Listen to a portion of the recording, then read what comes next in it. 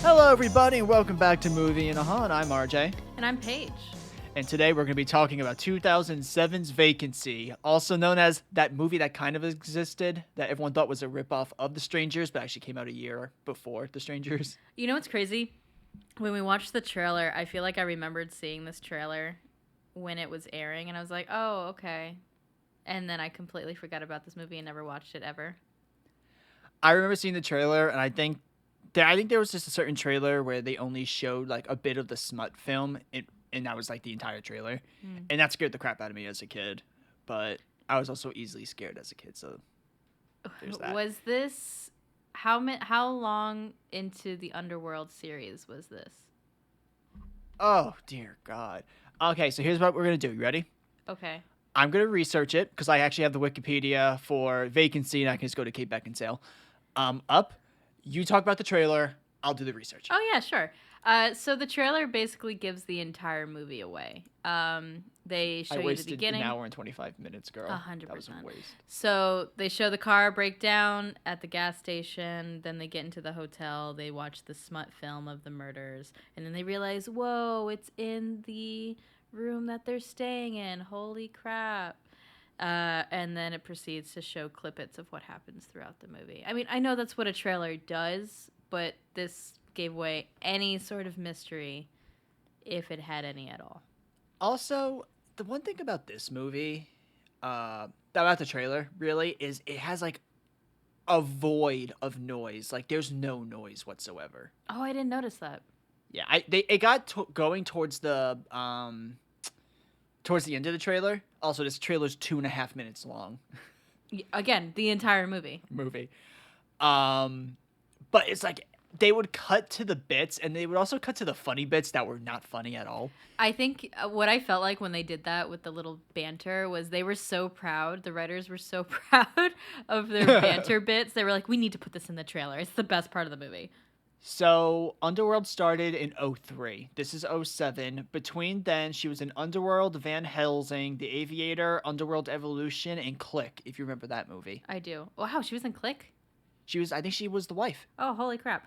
Okay, the last Underworld movie before this, what year was that? 2006, Underworld Evolution. Oh, wow, so we're deep into... Oh, wow. It's only the second movie. I wonder what made her sign on for this. Are you ready?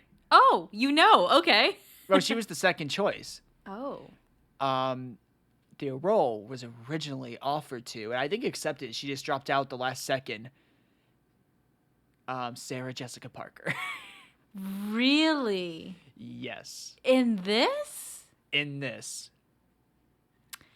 I think her and Luke Wilson make more sense as a couple. I was just going to say that because my whole thing in the beginning, I was like, how is someone as, like, Kate Beckinsale.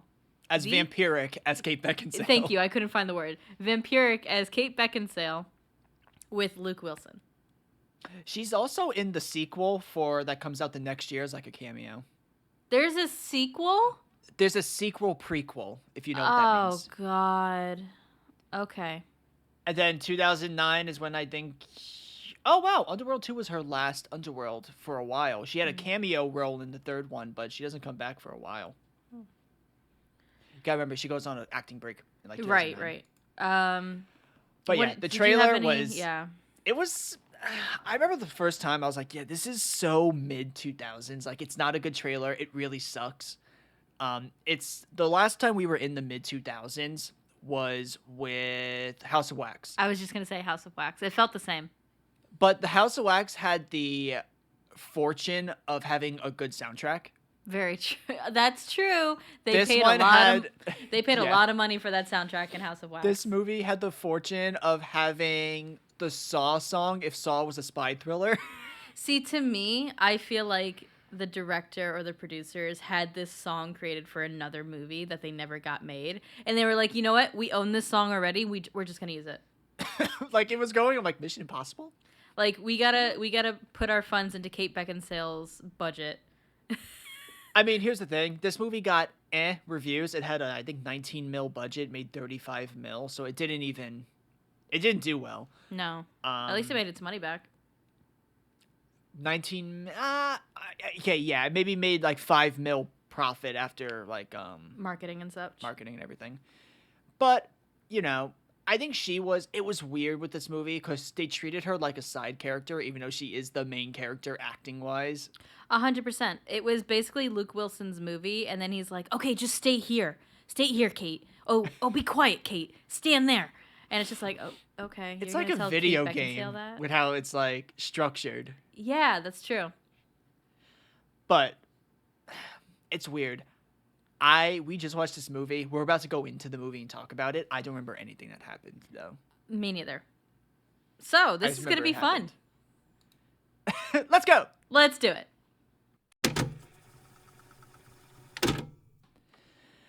All right. First things first. Paige, I just want to note something real quick. I was just while you were drinking some water, I was looking through Kate Beckinsale's discography, or filmography technically.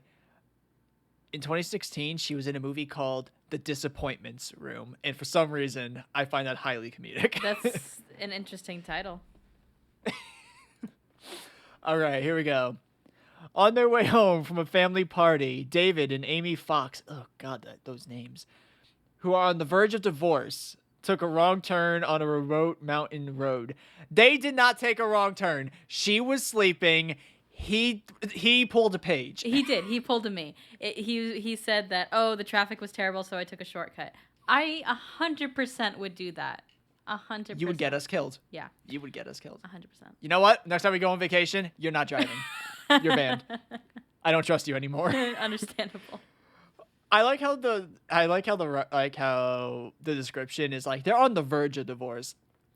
How are they on the verge? Bitch, he was like, I can't wait to sign the papers. That's basically what he was saying. They were just like, you know what? Let's just get to this family party. Yeah. Not tell them. We'll pretend you have like your weird like Percocet fucking cocktail drink with sponsored by Smart Water. Yes, sponsored by Smart Water. And I'm gonna almost run over a raccoon. I just want to say, she says his name a lot. She goes, David. I have only watched a couple episodes of Schitt's Creek, but I've seen, most of, clips and stuff.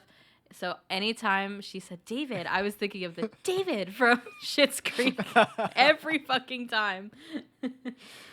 Also, I just want to acknowledge they're driving on like a mountain road, which just means it's a road on the side of the mountain with no like barrier to make sure you don't fall off. Fuck that. In pitch black darkness. I don't think they had the high beams on. I just think he had his normal headlights on. Yeah. What? The next sentence is in past tense for some reason. Oh. They drove to an old auto repair garage after their car broke down. They did do that. They drove. That's right. They did drove. God, this movie, it's weird. We get to the beginning and like everyone's trying so hard. The camera, they're trying so hard. The freaking key lighting, trying so hard. We didn't talk about the intro. The graphic designer who was like his life's dream was to make Vacancy's intro. So the intro is very themed to be a goddamn spy movie. On top Pulp Fiction, if not. Yeah, on top of the music that's being used, the main theme song, plus the graphic design, I was like, if you didn't tell me this was a horror movie, I'd be like, oh, okay, we're watching like a Mission Impossible, right? What? Luke Wilson and Kate Beckinsale. What? That's weird. I mean, Kate Beckinsale makes sense, but Luke? A mechanic had helped to... Jesus. Okay, I think the comedy in this episode is just going to be me trying to read this. The grammatical errors. I mean, what do I expect? It's Vacancy. No one's probably touched this since like 2008. I was going to say, it's not the Wikipedia for War and Peace. Come on. A mechanic had helped to fix it. Okay, so yes. That was a sentence to get through. I feel overwhelmed reading that sentence. The mechanic pops up out of nowhere and tries to give them a hand with the car, whatever. I guess he's supposed to be scary. I don't know. I just thought he was like on drugs, maybe? Yeah, he gave me that vibe. He gave me that vibe. Soon, after leaving, their car breaks down again. When they find out there's no cell phone reception because they're in the fucking mountains, they walk back to the garage only to find it has swiftly closed. It has not swiftly closed. He said he was leaving 100%. when they got there. And he's like, 100%. oh, wow, you caught me on the way out. Bullshit. I call bullshit. But also, this entire time, fucking Luke Wilson's character is like, I got it. Don't worry. I know where I'm going. I know what I'm doing. Shut up, woman. It's the typical man bullshit, you know, like, oh, I don't want to ask for directions. I know where I'm going. I know how to fix my own goddamn car. You know? How the mechanic's like, dude, it's 30 minutes that way, dude. No, not 30 minutes, 30 miles. 30 miles. Which is probably like 45 minutes. Still, though. Yeah. But, yeah. Luke Wilson's character is a little annoyed with Kate because she keeps, like, being like, you're an idiot. Understandably. He's a moron. I'm sorry. But, like... Oh. And then also, while they're driving, can we just talk about the apple real quick? Yeah, so she is eating an apple, and instead of, like Luke says... Eating it? Yeah, like a normal human being taking a bite out of it, she uses a knife, and then he, like, swerves or goes over a bump, and she cuts her finger. Also, she's like, it hurts my teeth. I'm like, girl, they make toothpaste for that. Like, there's enamel toothpaste for that bullshit. Like, I get it. And you are definitely middle-class white couple. Oh, yeah. You can afford that toothpaste. I promise you. So when they're looking at the car or whatever, she puts the visor down in the passenger seat and their picture falls down. Dead kid. I forgot about that. Right. Their whole thing is, I guess, because she talks about it later. I'm just going to talk about it now. The kid, their child, fell down the stairs. I guess the baby gates were not in correctly, and I guess she was there when it happened. It's very tragic. The kid obviously died. This is what, you know, snowballed their current situation of wanting to get divorced. I get it. Trauma sucks. So that's all you really need to know about them. But also, here's the issue with that. This is only ever brought up right now and at the point you brought it up. It's only brought up twice. Yeah. It's used as like a central point of conflict and it's never brought up. Yeah. Like besides 2 times. Well, I guess they want to be like, hey, there's a reason they're getting a divorce. It's not like they don't love each other anymore. It's just they had trauma. That's basically it. And also he's a moron. I mean, there's that. They walk to a nearby motel to seek help. Okay, real quick. Yes. The first time they get to the gas station, we did not see the motel. It was just we did. No. They drove past the motel. I literally saw it. Oh, well then I wasn't paying attention. Never mind. When they arrive at the reception office, they hear piercing scream, singular, coming from... I mean, it is coming from a singular human being, but it is multiple screamings. Coming from the room at the back of the reception, only for it to be coming from the television. Holy crap, the writing. All right, let's do this. The motel manager, Mason, turns it off and meets the couple. He explains the auto repair garage across the street is closed until the morning, so they book a room for the night. So they had this whole exchange with Mason.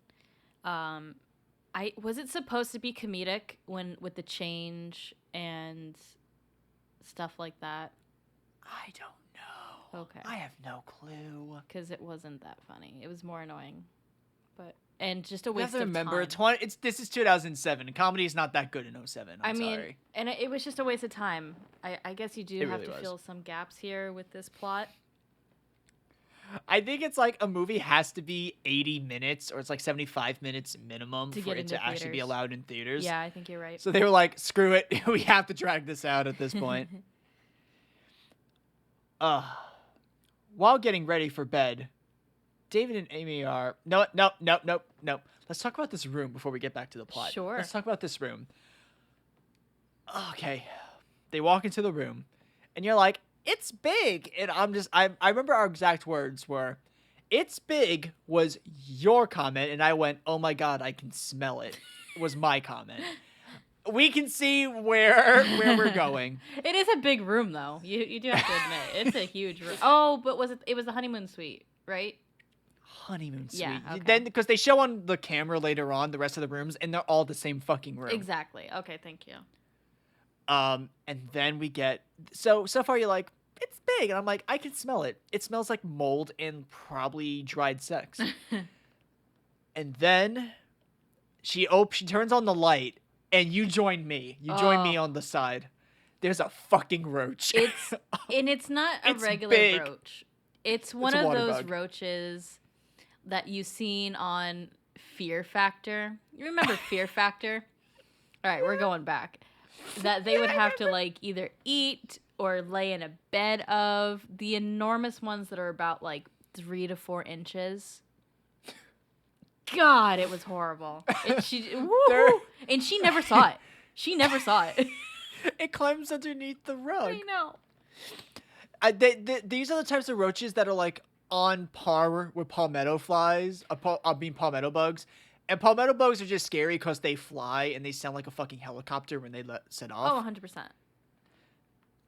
And then she's like, I'm going to take my pills. And then she turns on the water and it's brown. Which means it hasn't been used. I get it.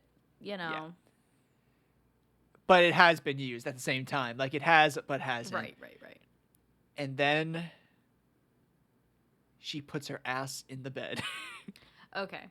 Let's talk about this. So she's like, oh, I'm not going to take my clothes off or whatever. I'm like, cool, yeah, me neither. I would do the same thing. But then she proceeds to not lay on top of the bed. She proceeds to lay in the sheets of the bed. So she unmakes the bed, right? About a quarter of the way. Wait, I'm not done. She doesn't even get in the sheets. She just takes the quarter down, lays on top of that, and uses her coat as a blanket. What was the point? What was the point? Just lay on top of the fucking The entire time they get back to her, like while she's on the bed, I'm like, I'm waiting for like that one part of the the wallpaper just to peel off on top of her.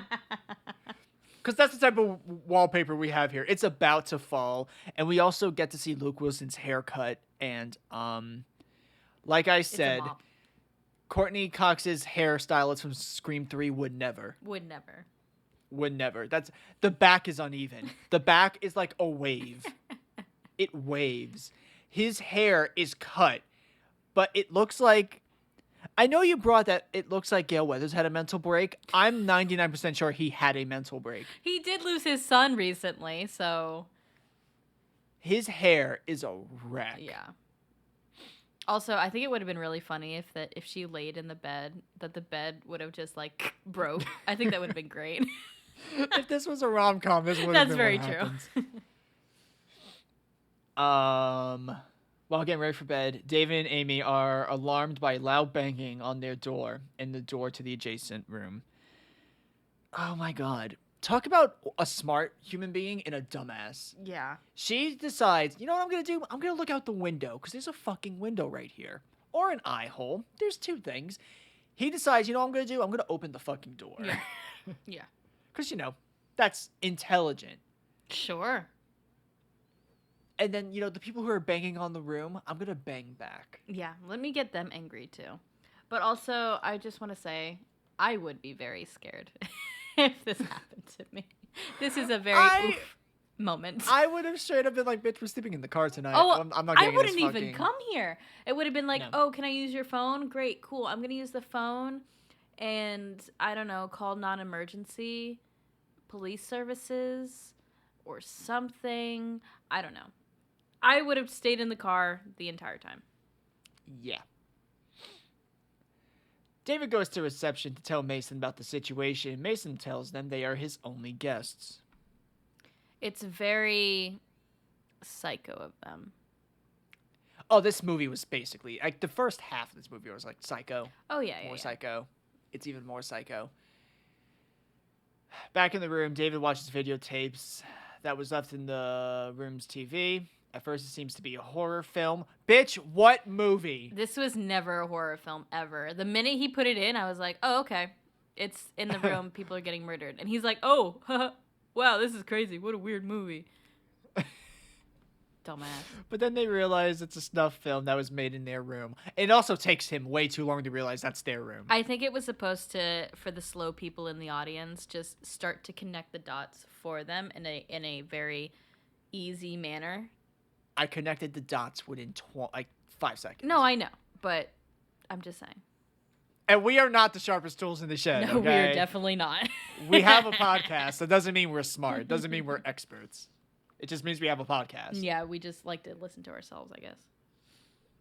Not even that. I know. David searches the room and finds multiple hidden cameras and realizes that Mason is watching them. That is what happens. It's exactly what happens. Those are really nice cameras, by the way. I know. They were really nice. And he has like 4 in each room. Yeah. A minimum 4. How much is that truck driver paying for these movies?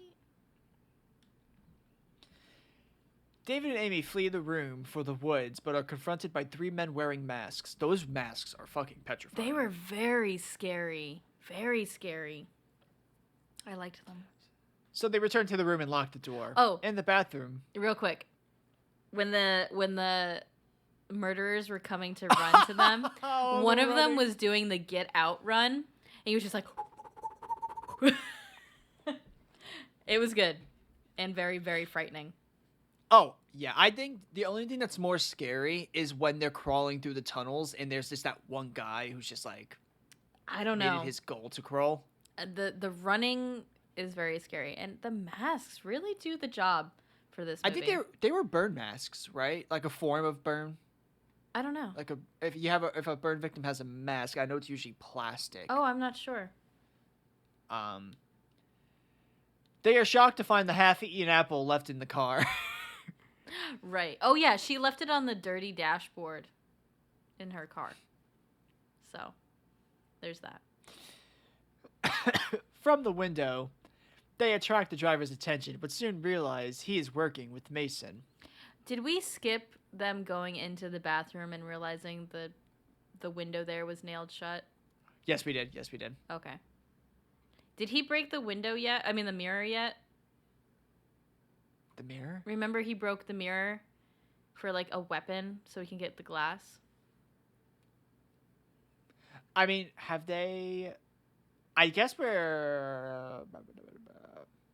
No, up next is where he probably does it because he's going to the phone. Oh, okay. Go ahead. David runs to the motel's payphone and dials 911, but Mason answers. I liked that. That was a also good in the twist. trailer because I guess that was their most clever moment. David escapes the phone booth just as the men crash their car into it and chase him back to the room. That car drifts they slam. It drifts hard. Moments later, David and Amy hear a truck pulling into the parking lot. Yes, it's a tractor trailer. Yeah. And they're like, He's working with them. Yeah, he was like, oh, help, whatever, help. And he's just picking up his copies of smut films. I think this is followed by that really good shot of kind of like the headlights are on them and they're like in the corner and like the camera, it goes like to the security camera.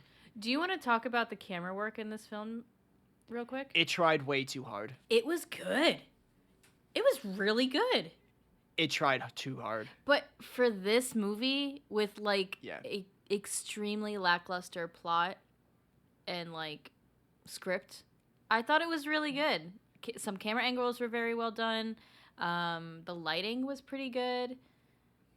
The lighting, oh god, the lighting was obnoxious. Because it was so like, no, that is a good word, obnoxious. It's too artsy. Yeah. It was so artsy. The best way I could put this is it's so artsy. Like every camera shot was a fancy camera shot. It was feeling like we were filming a drama. That's how I felt like it. I think this was his second movie and his first like theatrical movie, and I could probably tell. Yeah. Wow. He only had, I think the director for this, whose name is Nimrod. I think Nimrod only has like 5 or 6. Oh wow. Credits to his name. Very far years apart. His most recent was what's his name? Stranger Things. He did 2 episodes for that. Oh, okay. I think after this, he doesn't direct another movie for like 3 more years with Predator. Okay. And then I think he's gone for like 4 or 5 more years. So he, and even then, I think Predator tries too hard with its cameras. I just think he tries way too hard with his camera work. I feel like he doesn't understand the type of camera work you need for a horror film. And he's doing what he did probably in school, which is mostly probably drama type of films. Oh, wait. I think he does an action movie at some point. I know. Oh, okay. So yeah, they discover a trapdoor in the bathroom is what happens next. Right, yeah. The window's nailed shut, and then he's looking around because he's like, oh, how did they get in here? Because they left the apple. And he's looking around trying to find an entrance, and he realizes the floor underneath the bathroom rug is hollow. And it's I love how I called it. I was like, dude, maybe it's that one thing that's covered up in the bathroom. Mm-hmm. It's like the one area. Also, there's no camera in the bathroom. Right. Yeah. Oh, right. He was looking. Let's rewind a little bit. He was watching the smut films for weaknesses, I think he called them. And weaknesses of the victim. No. Weaknesses of the predators. And the victims. Yeah. So he was like, oh, they just pop out of nowhere over here near the bathroom, so they must be getting in through here. And I was like, okay, that's pretty smart, Luke Wilson. But then he also said, like, because I love how there's like 3 different films, and they only show one multiple times. Yeah. It's the freaking husband and wife. Yeah. Who's probably the owners of that BMW, because it looks like they could own the BMW. Yes. But he's like, they were hiding in the room because they thought the room would keep them safe. Everyone hides in the room, which, get the fuck out. Mm-hmm.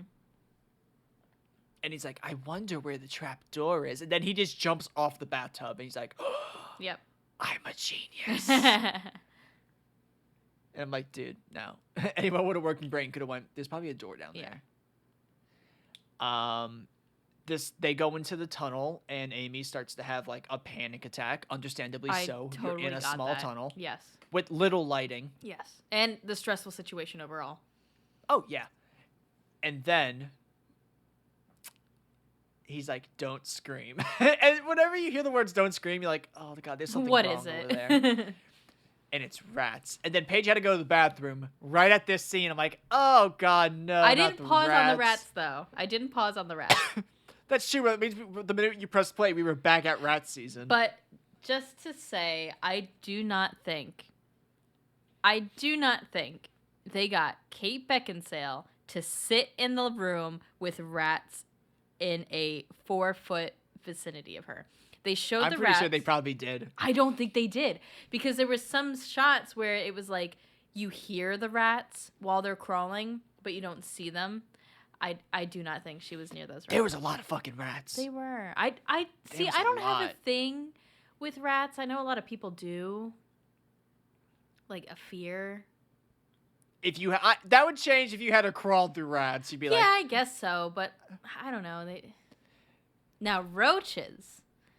Oh hell no. Do not get me started. Like if there was a bunch of those ones from the bathroom, no, I'm going back. Kill me now. And then jack off.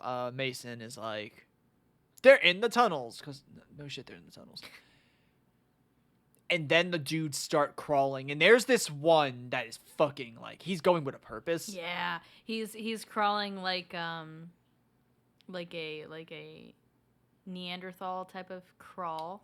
Yes. It's very scary and fast. It's very... that's the fearful part, is how quick he's moving. The other guy was too big to do it, but he was also going really fast. He was trying his hardest. He was.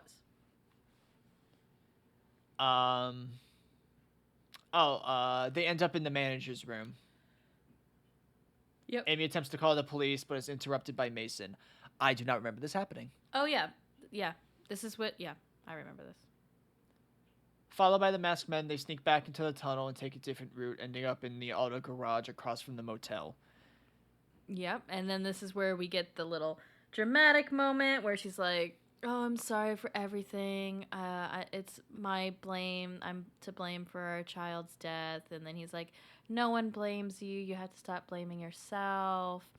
When we get out of here, we're going to reset our relationship and start fresh." And I'm like, okay. That's fine. I guess we were supposed to feel something. If this movie had good writing, I probably would. That's fair. But I do want to say, real quick, since we're in a very acty moment, Kate Beckinsale's acting was very decent. It was very decent. She's trying. She's trying. She was. And even Luke Wilson, not bad. Not bad, but at the same time, it's Luke Wilson, so there's a glass ceiling. Correct. But I was surprised with how much we were getting from him. Meanwhile, a sheriff appears, having responded to Amy's attempted call. Upon searching one of the rooms, he witnesses a snuff film and flees. Yeah, that's pretty much it. Yeah. David and Amy run to him, and they all attempt to leave, but find the engine wire to the police car has been cut. When the officer gets out, the masked men kill him. Real quick. So Amy and David were looking at the cop the entire time, right? Yeah. So how did they not see the bad guys cutting the cop car battery? Because they're spectral bad guys. But they have the magic of being the ghosts of movie. Ooh, like, I don't know, Oh. for plot. The movie's just like, okay, so what happened was in like this 2-minute period, they went like temporarily blind in love, like their love blinded them. So all they did was, while they were blinded in love, the guys in the masks, they knew they were blinded in love because they have like microphones everywhere. So when that happens, they cut the car. She banged it really loudly, which phased them out of love, but not phased them quick enough so they can get away first. You know what? I'll take it. I love it. Fantastic. Bravo. I just wrote your plot hole. I just covered it all. I just covered your asses for you. It's the power of love. Yeah, he gets killed very brutally, though. Yeah, it the was sheriff. pretty brutal. Yeah. Also, I like how we both, at the when the season first began, we were so naive, and we were just like, oh man, you know, they should have took that gun with them, or oh right, there was a gun in there, they should have took that. We are now, I think this is probably like our 15th, 16th movie, and we're just like, you should probably take the fucking shotgun, dude. Just, You should take it. you should do that. If there's a pistol or a shotgun, always take the shotgun. Never take the pistol. Yep. That's how these movies. Yep. It changed. It changed with My Bloody Valentine. I was just You were gonna say that. You were like, oh no, you're gonna take the stupid fucking pistol instead of the fucking shotgun. Of course you are. And they're always revolvers. They're never semi-automatic weapons. They're always revolvers where you're only gonna get 5 to 6 shots. Well, fun fact, I actually know the reason why. Oh. It's also just to do with anything with entertainment, since I am part of the entertainment industry. Revolvers, just revolvers in general. The human brain, like when people watch entertainment, the human brain knows the rules of a pistol better than like any gun. Mm. Everyone knows a pistol has 6 shots. A revolver. A revolver, Yeah. sorry. Everyone knows a revolver has 6 shots. So most of the time when the guns are revolvers, people just can piece together, okay, well, it has 6 shots. Gotcha. So, yeah. A pistol, I know a pistol usually has like 12, I think. Depending. But that's the thing, is it's depending. You kind of want more of a, how many, like for the viewer. Okay.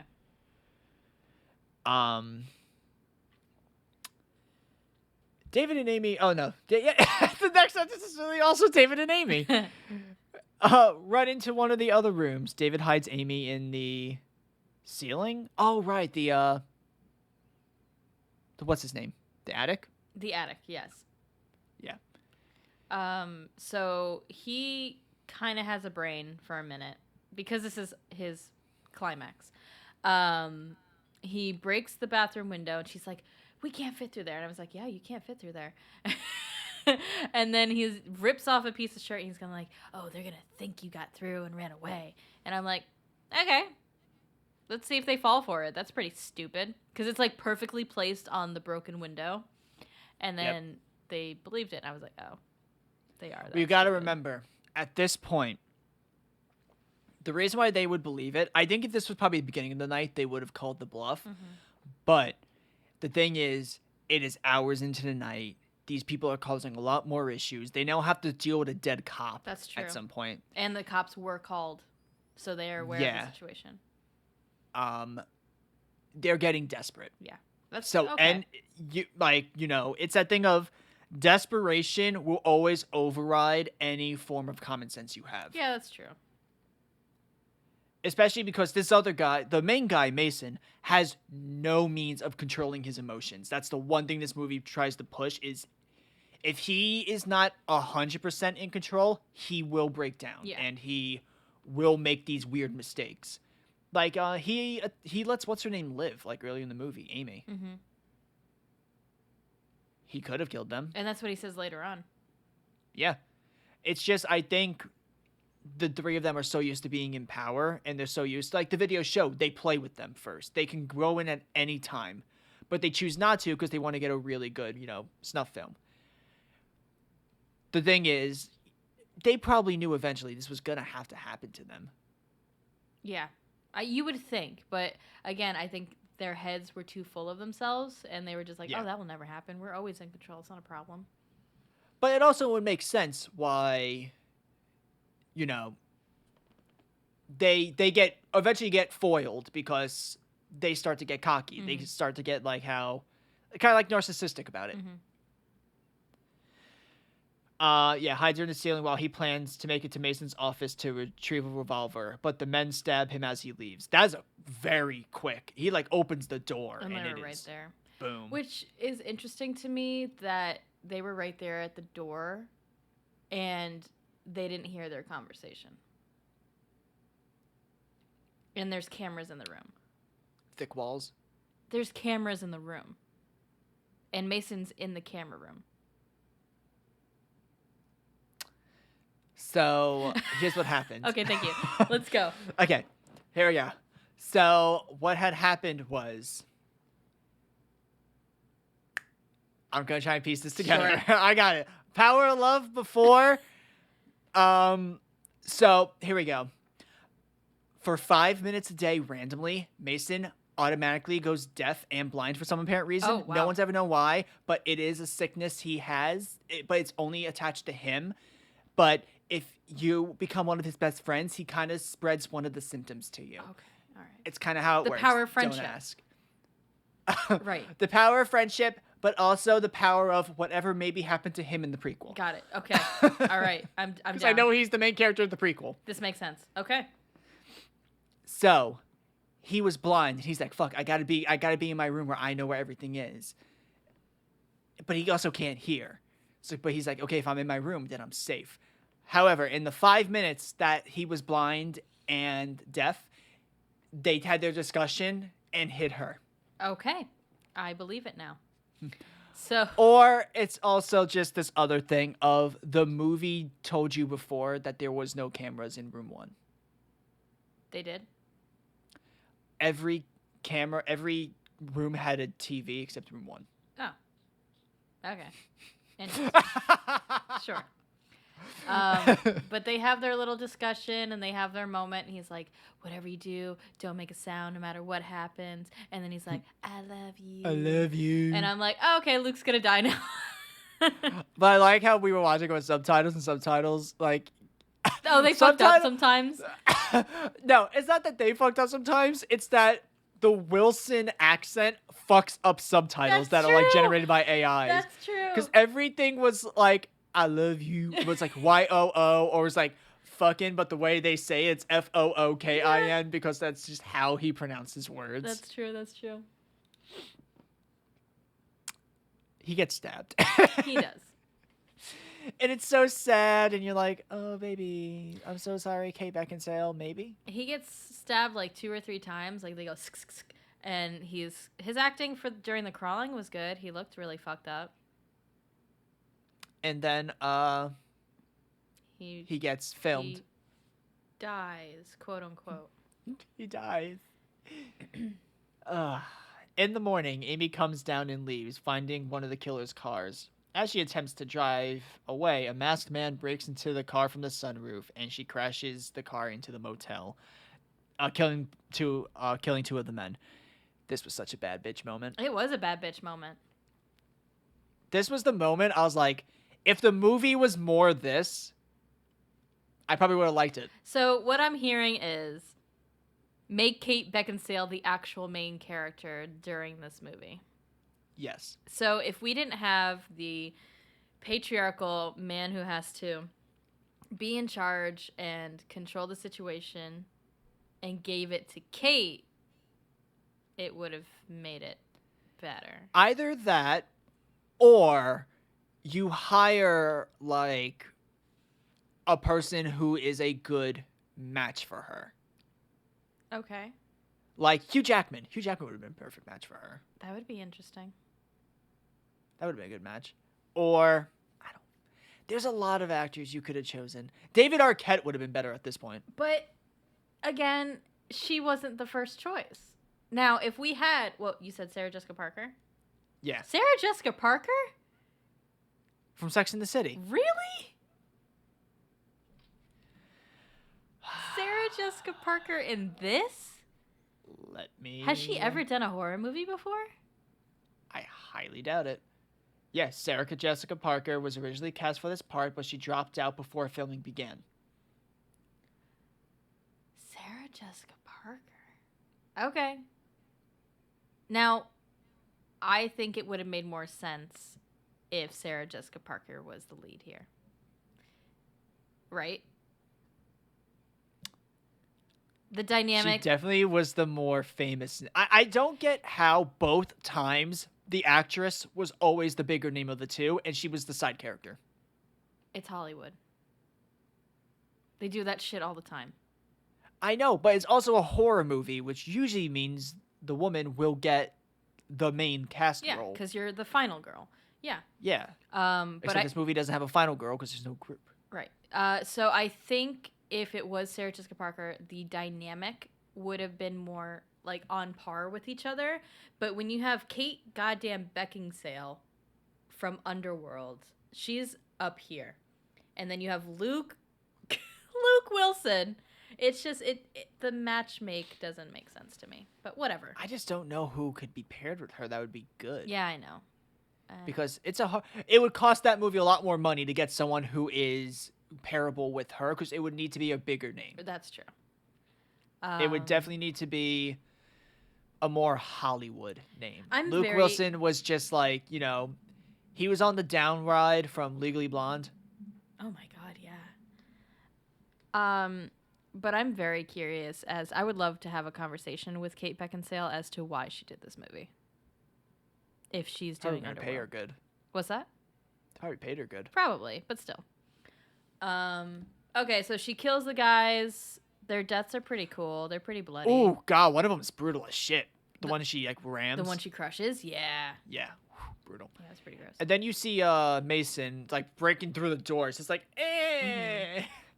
I can't do anything by myself.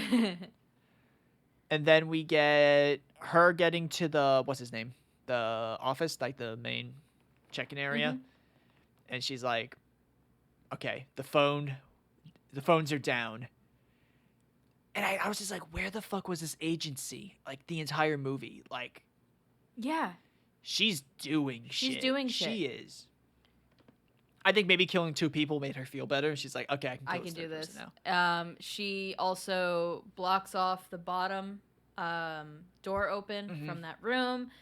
She grabs the goddamn mallet, and she's ready. She is about to become a final girl. And then she starts getting suffocated or choked. Yeah. And then she gets beaten up a little bit. Yeah. But eventually, after getting beat up a whole bunch, he throws her onto the gun. Oh, the couch scene? Can we talk about that real quick? That was way more comedic than I think they were probably meaning it to be. It was actually very uncomfortable. I was very uncomfortable. It was like the way he was slapping her around and like forcing her head back onto the couch and like filming her. Yeah. I was very unnerved, and not a I think the scary way he way. kept saying, like, pick your head up, I was just like, everything else is so, like, yeah, I'm going to kill you. I'll kill you. Can you pick your head up, please? It was. I didn't like it. It was very unnerving. It was very unnerving. I just think his tone was so inconsistent, I started to find it funny. Eventually, she gets the gun. Yeah. She shoots him 3 once. times. Shoots him twice. Third time, no look. Just Shoot. gets him right in the gut. And then we probably get probably the funniest part of this movie is they keep anticipating a jump scare, and the movie's like, nah, he's dead. He's dead. No, we're good. He's dead. Trust me, he's definitely dead. Oh, you see his Then they're eyes like, twitching and the blood coming out of his mouth? No, I promise he's dead. No, he's dead. She walks past him one more time. No, he's totally dead. And then he's alive. Yep. Our husband's alive. How? All After right. bleeding out for like 5 hours, maybe? Maybe 6. And then we got to wait for the cops to come and the ambulance. No. This was the most unbelievable part of the movie. I remember when he moved and I was like, bullshit, this happens. Get out of here. And then we get... And then you're just like, and the spy music's coming in now? Yeah. Yep. And the movie ends. With Vacancy. This movie, how do I put this? Was as B as a B movie can get. I was going to describe this was a student film that had too much of a budget. Yes. That was my description. This is like the Five Below version of The Strangers. Yeah. So that's the movie, guys. That's the movie. You ready for this weird roundup? Yeah, let's do it. All right. Okay, so the roundup for this movie, I'll get it started. Camera work was decent for me. Lighting was decent for me. The plot, yikes. And the acting was decent from both of them. I don't know. It's a fine movie. Okay, so when I was watching this, what I was thinking of was this is not a theatrical film. It's a movie that you see on an airplane or you're... Or on TNT. Yeah. So you're going through, it's a Sunday night or whatever. You're like, okay, I'm just putting TV on to just relax my brain before the week starts. And then this is a movie that comes on TNT. Or like, what's like a better channel this would have been on? Like, I don't even know. Like, back in the day when it was a channel like UPN. That's just the film for me. The CW. Oh no, this is not a CW. Please. It's not comic book related. It can't be CW. It's not Vampire Diaries. Get out of here. TBS. It's not good enough to get on TBN. Right. TNT, so it gets on TBS. Or Spike TV when it was around. So it's a fine movie if you're looking at that. Like if it was one of those types of movies. But we're looking at it as if we were in the theater and we're watching this movie, right? At least that's how I'm thinking. But also just, this movie's hard to rate because even the shitty movies that we currently watched, we were always having fun. Right. This one I was this like, is it movie over? is also, it's confusing because it's not a bad movie. No, it's not. Like technically, not bad at all. Writing needs to be reworked, but from a technical standpoint, it's not bad. It's fine. But that's the thing is this movie is just, it's fine. This is probably going to be the worst thing I've ever called a movie so far that we've ever watched. It's forgettable. It's 100% forgettable. So if we're looking at it as just a movie, not a horror movie, not a thriller movie, just a movie, I would give it a 3.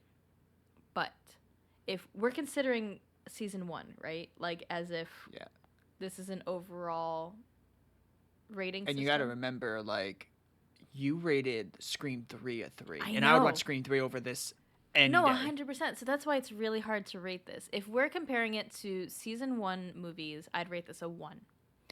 But if we're erasing all of that and we're starting fresh, and this is just for our 1.5 season of home invasion and stuff like that, I'd give this a 2. I kind of agree. Here's the thing. On its own, probably like a 5. If you looked at the movie for everything it is and everything, it's probably like a 5 in when you add the acting, the fundamentals, like all the writing. The writing is what makes it a 5. Yeah. That's kind of the problem. But if you're looking at it as how we rate stuff on how did we feel watching it and would we ever watch it again, it's a 1. Yeah. Because I would never watch it again. I can't turn this on with friends. No. There's nothing to joke around with. Because, we like stuff like My Bloody and stuff like Scream 3 and even House of Wax, you can find the fun. And even in the boring parts, you can find the fun. This is a movie that I would be cooking and have this on in the living room because I really just need sound and nothing to grab my attention. Yeah. And also, the problem with this movie specifically is, do you know, like, when you get done watching a movie and the first thing that goes to your head is, did I just watch a movie? Like, what did I just watch? Like, I'm confused. I didn't hate it. I didn't like it. Yeah. I'm in, like, the space in between. This is a beige movie. It really is. It really is. So that's pretty... I will say, it's kind of good that we're getting the worst home invasion out of the way right now. Oh, yes. Yes. Because we have, a good bit of very good, movies that come back to back to back. If they're not that great, they're at least fun. Yeah. And that's the thing is there's going to be movies that are on par with this movie technically, and maybe some will have its issue or downfall with writing. But those movies will have stuff that's fun in them. Right. This movie had no fun in it. It's beige. That's it. It is. I will join you in the 1 committee. Okay. Nothing will ever be as bad as Friday Part 4. I refuse to rate anything below Friday Part 4. But... so here's my question for you. Yeah. Does this movie get a haunt? I don't think so. There's nothing to haunt. There's nothing to haunt. No. This is what you like. What this would be.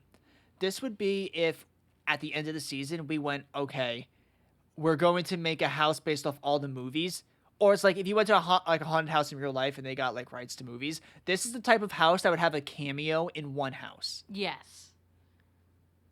This movie would have like a 1 cameo. Like it would be 1 room. It would be the hotel room, and the guy would come out of the bathroom. Yeah. That's kind of all it would be. But it's not even a memorable movie for that to even happen.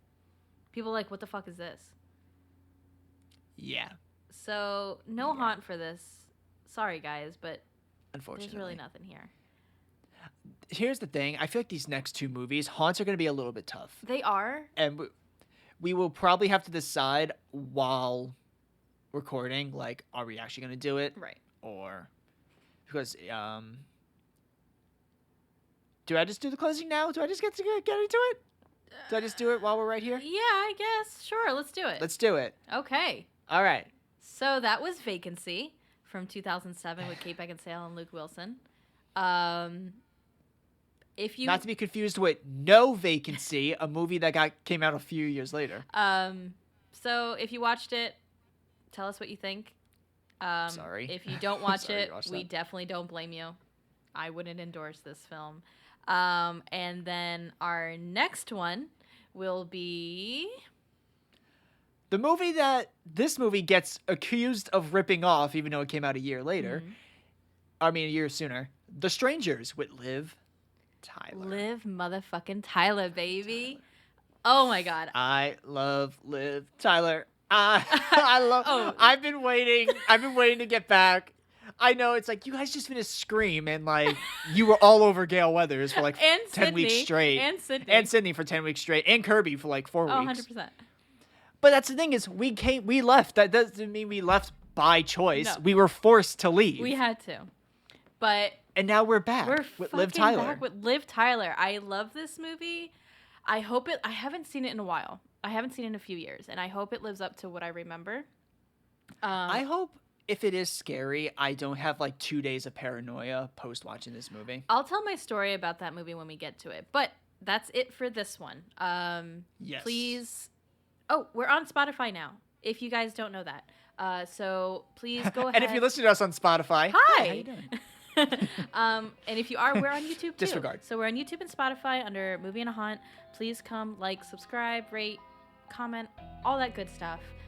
And join us next time for The Strangers for our season. I love that you just did all of that. Thanks. And I didn't have to because I had no idea what to say. It's for our season 1.5 of home invasions and just invasions in general. So please join us next time. Yeet.